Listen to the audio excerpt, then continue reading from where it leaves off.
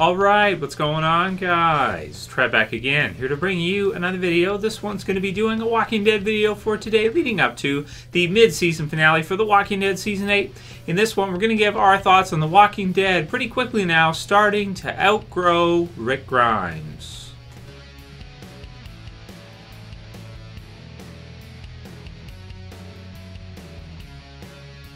And spoiler warning, if you are not caught up for the Walking Dead television series, I'll keep it relatively spoiler-free for the Walking Dead comic book series, but this one is kind of coming after that big release on Wednesday, which was the Walking Dead issue 174, which if you guys did not see my review for that, you definitely want to check it out. I'll have it in the end videos for this video for you. Even just to kind of figure out, you know, like what we're kind of talking about here and what we're seeing with the Walking Dead series. Now, of course, when you see something in the Walking Dead comic book series, you know, you can quickly kind of envision it being in the TV series and getting to see a TV series version of those events. So such is the case, especially for me, since kind of the way issue 174 went with a solitary life, you know, just being at kind of a time frame in the TV series where it really is like, you know, kind of a fast forward, but dealing with something that kind of is started just recently in the Walking Dead television series, kind of getting to see that caught up now. And without giving away too much, for those of you who don't want to know, I would suggest you check out the review, though, because it is pretty big. And if you don't read the comics anyway, then you don't really care. You know, it's whatever.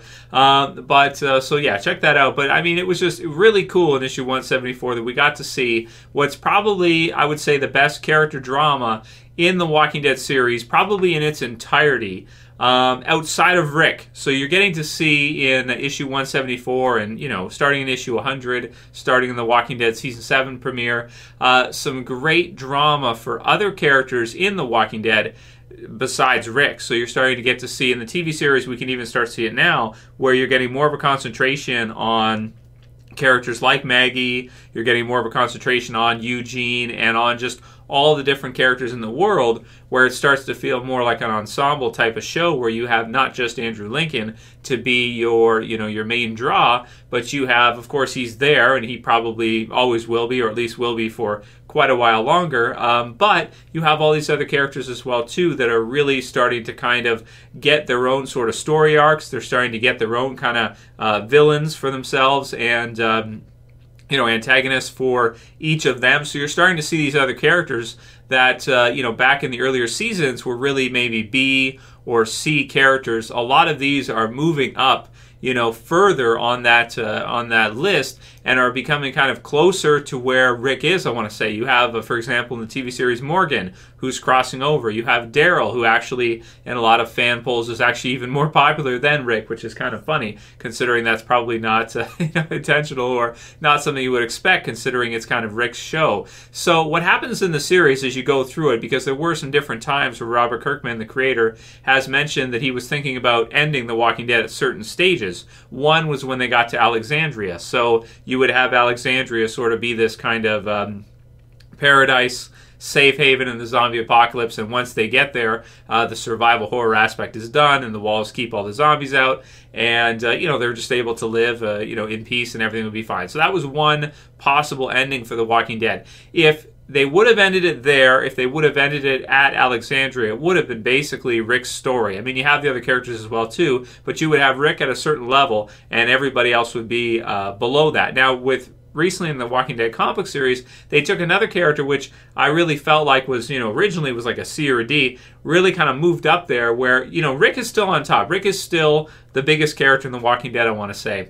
But you're starting to see some of these other characters start to get pretty close. The gap there, I think, between it being Rick's story with everybody else kind of involved and kind of some of these other ones starting to get close to where he's at, you know, we're really starting to see that a lot more, and that's why, you know, part of why I loved issue 174, you know, so much, is that's what we are getting to see. So in the future of the TV series, of course, as they kind of interpret these events, you're starting to see maybe some of the best stuff in the show. It doesn't even involve Rick. Like in issue 174, Rick is not even in, in the issue at all, and it's one of the best issues we've had in Walking Dead in a very, very long time. So, I'm really happy to kind of see where the show is going. Some people say, like, we're not even probably going to get to issue 174 in the TV series, considering that would be, years away, probably like, I don't know, 3, 4, 5 years away, something like that from where they're at right now. But I think we can. I know the Walking Dead TV series has had some issues in the last couple years with keeping the ratings above 10 million. It's gone like just below 8, that kind of thing. But that's still, incredible for a show. It's still such a hit series that people are definitely going to check it out. And they probably would only need to get maybe 3 million or something like that for it to be profitable, I would think. Somewhere around there they'd even be able to still do it even if it was getting that. So I think it'll be just fine, and I think that, that's what we're going to see eventually, is we're going to see the series really outgrow Rick, where you have these other leads such as Morgan, Daryl, Maggie, and some of the others that really start to kind of pull up and are on close to the same level as him. Maybe none of them will ever kind of surpass him as like the lead character for Walking Dead. In the comic book series version, Carl might eventually, so we'll have to see that, but it depends how long it goes on for, but I really feel like with what we're seeing in the last couple of years, it can be more than just Rick's story. It doesn't have to be just The Walking Dead is just Rick's story. He's your Batman of Batman comics, or he's your Rick of Walking Dead comics. You can have other characters as well that are up there too, that start to kind of pull their own weight, have their own arcs, and some of them can be some of the best stuff in the series. Recently, best stuff for that character, better than almost anything we've seen for Rick in a while, I think, really. So, yeah. So here's to hoping the Walking Dead television series eventually does last long enough to get to some of these critical points where we start to see these just amazing things that we're seeing in the Walking Dead comics. And, I'm pretty optimistic about it. I'm thinking that we will actually get there, and we will kind of see that. Even if some people don't like it because, they kind of want it to be just Rick's story, and that'll be it. So, but we'll do some Q&A questions for today's video, as per usual, since we just have a couple days left to the mid-season finale. Very excited to see how this all goes. And don't forget, guys, I'm going to do a throwback review for Clear the next weekend after. So keep that in mind.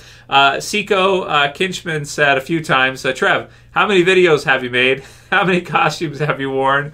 And why? So I wanted to include that one because I think that's really funny. It's the questions that they ask when they meet somebody in The Walking Dead, right? Carl asks Sadiq that, just this half season, so it's pretty funny. How many videos am I don't know, like over 3,000 something. How many costumes have I worn? I don't wear costumes that often with the channel. Like, I got the Tregan outfit. I've done a Superman costume. I've done Wolverine. I've done Captain America. So probably less than 10. I've maybe done like 7 or 8 costumes or something like that over the years. And why? For you guys. That's why.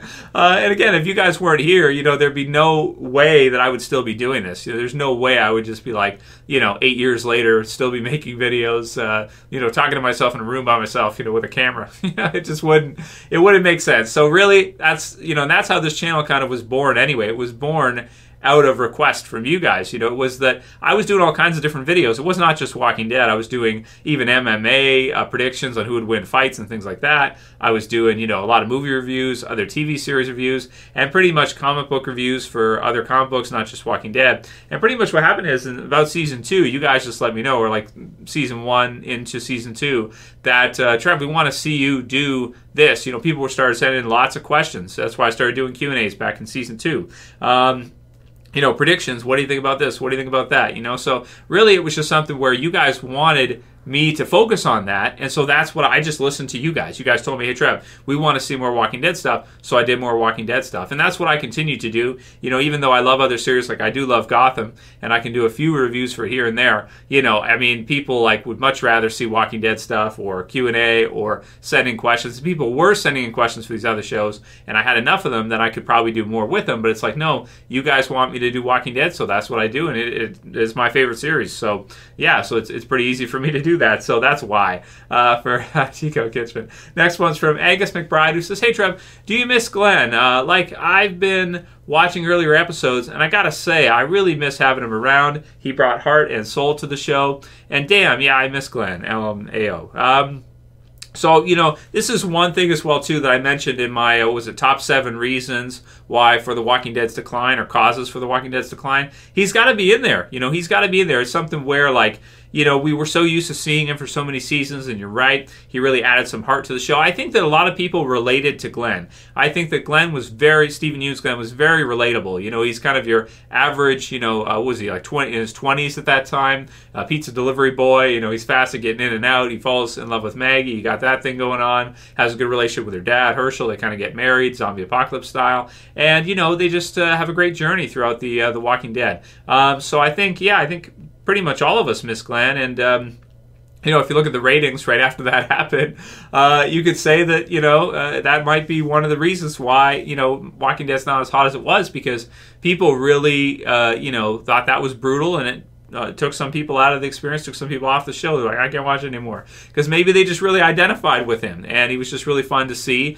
For some people like around my age, I'm close to the age that Glenn was in the series, and so you see Rick is kind of like this, as like a everyman, but he's a little bit older, so people maybe around that age identify more with Rick. But a lot of us identified more with Glenn because of our age and just kind of his decisions and his heart, for sure. If this was Captain Planet, he'd be that heart kid, right? Heart! There's Glenn, right? That's Glenn. So absolutely, man. Definitely. And it does take away. I think they've kind of tried to use Jesus for some of that, for some of what Glenn was doing, but he doesn't seem to have the same kind of fun factor most of the time that Glenn had, or kind of that us being able to get into his shoes as much as Glenn. He kind of feels like somebody who came from the outside and is starting to kind of move in, but he feels like a hilltop. He doesn't feel like he doesn't feel like someone we grew with. He feels like kind of an outsider still. He feels like kind of he's not he's part of the group, but it kind of feels like he's not part of the Alexandrian, the Rick's group, Survivors group.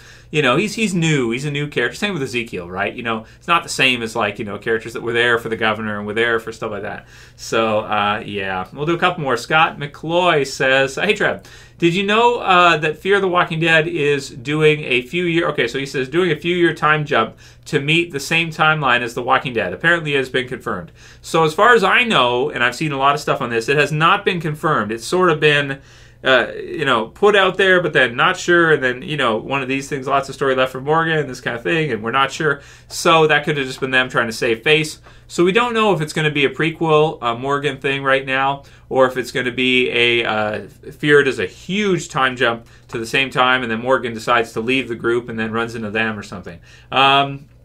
Either way, however they do it, it's going to elevate Morgan as a character. He'll be closer to kind of that Rick level as well, too. He's not there, but, you guys get what I'm saying. Being a crossover character does add a lot of importance to him. I still like the idea that it could be a prequel thing and that makes more sense, because otherwise you're skipping so much happening in the zombie apocalypse with the Fear group that I'd almost say it's a bad idea, because not that I wouldn't want to see Morgan survive, but that you take the Fear group, you skip them right through the zombie apocalypse to the same time as we're at now.